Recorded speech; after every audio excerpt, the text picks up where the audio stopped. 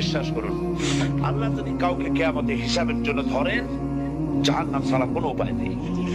হিসাবের জন্য যদি আল্লাহ তার কোনো বান্দাকে ধরেন, জাহান্নাম ছাড়া কোনো উপায় নেই। সেই জন্য আল্লাহর কাছে এই দোয়া করতে হবে, আল্লাহ পাক তুমি আমার হিসাব নিবা না, আমাকে ক্ষমা করে দিও।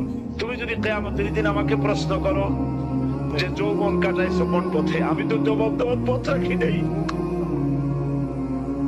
আমি তো আমার যৌবনকে নষ্ট করে ফেলেছি। তুমি যদি প্রশ্ন করো টাকা পয়সা কামাই করেছো কোন পথে, আমি তার জবাব দেওয়ার পথ রাখি নেই। যদি প্রশ্ন করো কোন পথে খরচ করেছো, আমি সেটারও পথ রাখি নাই, নষ্ট করে ফেলেছি। তুমি আমাকে ক্ষমা করে দাও। সেজন্য আল্লাহর কাছে দোয়া করতে হবে, রব্বানা আতিনা ফিদ দুনিয়া হাসানাতান ওয়া ফিল আখিরাতি হাসানাহ ওয়া কিনা আযাবান নার ওয়া আদখিলনাল জান্নাতা মা'আল আবরার ওয়া আদখিলনাল জান্নাতা বিগাইরি হিসাব। আল্লাহ, তোমার নেককার বান্দাদের সাথে আমাকে জান্নাত দিও, আর তুমি দয়া করে কিয়ামতে আমার কোনো হিসাব দিও না।